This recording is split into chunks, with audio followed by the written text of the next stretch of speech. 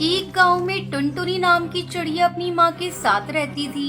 बचपन में उसके पिता की मृत्यु हो गई थी। तब से उसकी माँ ने बहुत मेहनत करके और उसकी देखभाल करके उसे बड़ा किया था। एक दिन टुनटुनी अपनी माँ के पास गई और उसने कहा, माँ, घर घर में काम करके घर चलाना बहुत मुश्किल हो रहा है। मुझे कोई और काम करना होगा। इसलिए मैं सोच रही थी हमारे घर के पीछे जो बगीचा है मैं वहाँ आम का पेड़ लगा लूँ। वो तो ठीक है बिटिया, लेकिन पेड़ के बीज खरीदने के लिए तुझे पैसे कहाँ से मिलेंगे? हमारे घर में तो एक भी पैसा नहीं है। माँ, मैंने काम करके कुछ पैसे जमा किए हैं। उन पैसों से बीज खरीद कर लाऊंगी और फिर आम का पेड़ लगाऊंगी और उसकी देखभाल भी करूंगी।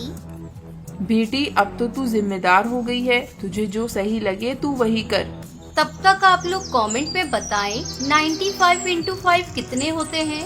अपनी माँ की बात सुनकर टुनटुनी को बहुत अच्छा लगा और अगले दिन ही वो शहर से आम के बीज खरीद कर लाई और वो बीज अपने बगीचे में लगाने के बाद उसने बीज को पानी दिया और वो रोज उस बीज की बहुत देखभाल करती थी।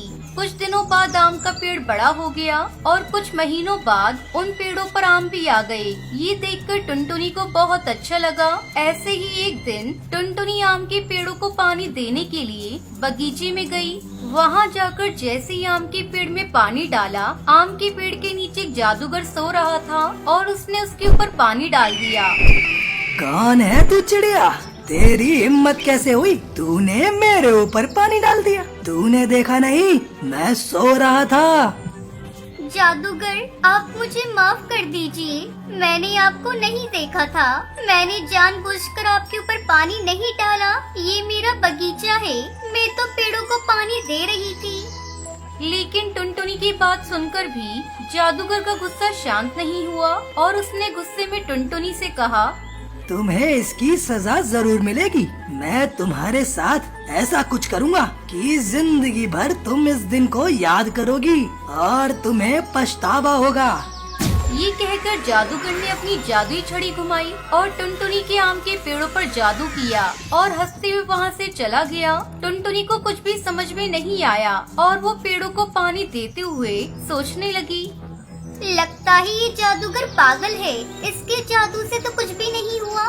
ये कहकर वो अपने घर वापस चली गई। अगले दिन वो सुबह जब पेड़ों को पानी देने वापस आई तो उसने देखा कि आम के पेड़ के सभी आमों में कीड़े लग गए हैं और सभी आमों पर काले काले धब्बे आ गए हैं। ये देखकर टुनटुनी को रोना आ गया।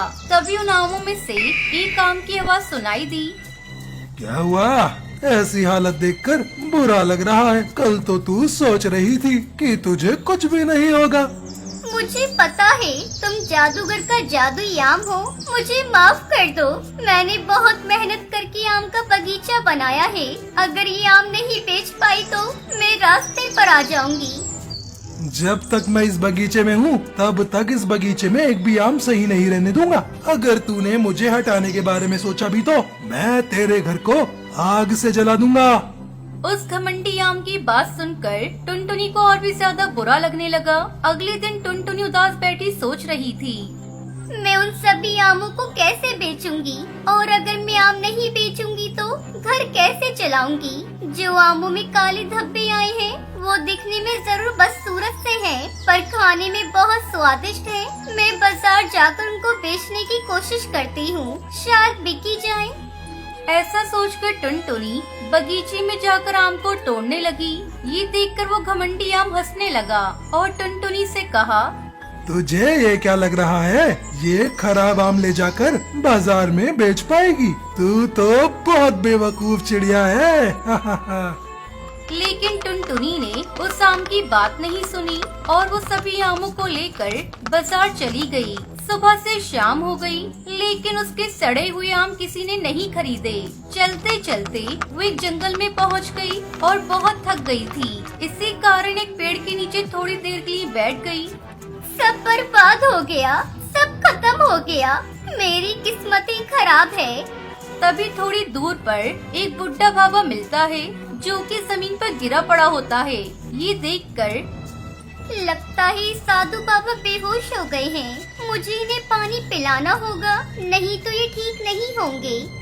ये कहते हुए टुनटुनी भागते हुए नदी के किनारे गई और साधु बाबा के लिए एक लोटे में जल लेकर आई। साधु बाबा ने आंखें खोलकर टुनटुनी को देखा और टुनटुनी से कहा, बेटी तुम कौन हो? तुमने आज भगवान की तरह आकर मेरी जान बचाई है। मुझे पता नहीं मैं तुम्हें कैसे शुक्रिया कहूँ।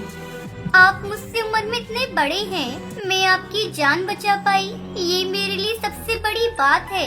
लेकिन आपकी ये हालत कैसे हुई? बेटी मैं एक काले जादूगर को पकड़ने गया था, लेकिन वो बहुत ताकतवर है। लेकिन बेटी तुम इस सुनसान जगह पर क्या कर रही हो?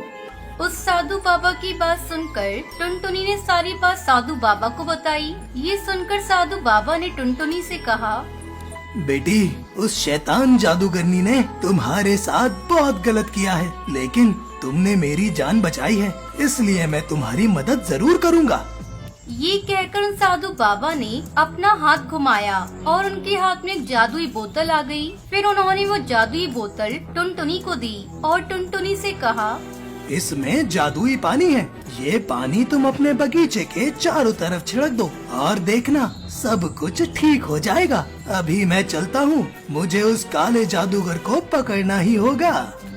ये कहकर वो साधु बाबा वहाँ से चले गए। टुनटुनी वो जादुई पानी लेकर अपने घर वापस चली गई। वहाँ जाकर उसने जैसे ही वो पानी अपने बगीचे के चारों तरफ छिड़का, तभी वो घमंडी आम आग में जलने लगा और जलकर राख हो गया।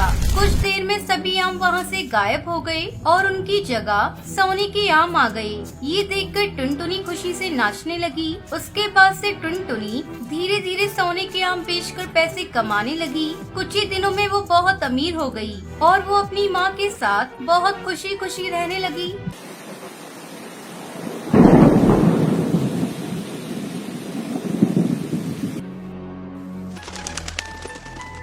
रामपुर नाम के एक गांव में टुनटुनी नाम की एक गरीब चिड़िया रहती थी। उसके पास आम का बगीचा था। वह रोज सवेरे आम के खेत जाकर उन आम के पेड़ों को पानी डालती और उनकी निगरानी करती। इस साल पेड़ों पर अच्छे खासे आम आए थे। उसने सोचा, क्यों ना इन आमों को गाँव में बेचकर पैसे कमाऊं।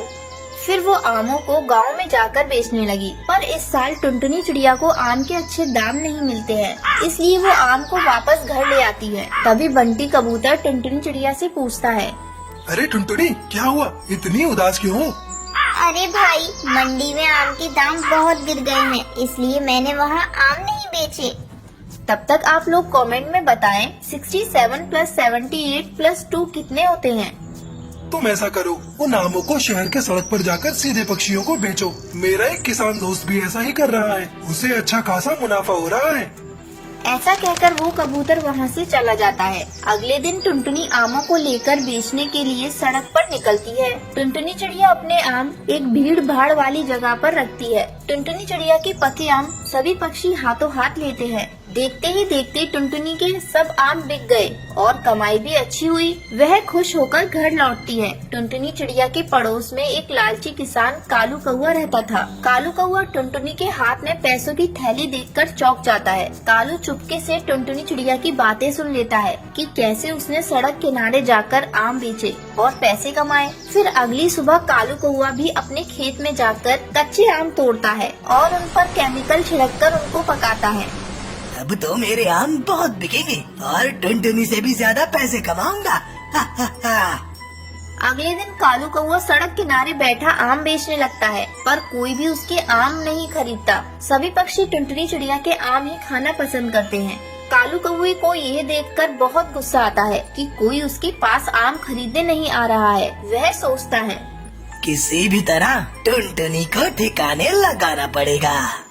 फिर रात को कालू कौआ चोरी करने टुनटुनी चिड़िया के घर जाता है। वो पैसे चुराकर भाग जाता है। अगले दिन उदास टुनटुनी अपने खेत पहुंचती है। तभी वहाँ चील बाबा प्रकट होते हैं। अरे टुनटुनी क्या हुआ, तुम इतनी दुखी क्यों हो? बाबा, कल रात मेरे घर में रखे पैसे कोई चुरा कर भाग गया, मैं तो बर्बाद हो गई। टुनटुनी बेटा चिंता मत करो, अब रोने से कोई फायदा नहीं। खेत जाओ और काम करो, मुझे सब पता है तुम्हारे साथ कैसे अन्याय हुआ है, और मुझे पता है कि तुम एक मेहनती और ईमानदारी चिड़िया हो, इसलिए मैं तुम पर प्रसन्न हूँ और तुम्हें मैं इस पेड़ को जादुई आम आने का वरदान देता हूँ। इस पेड़ के आम चाहे कितने भी तोड़ो पर कभी खत्म नहीं होंगे। इसे बेचकर तुम सुखी हो जाओगी, तथास्तु।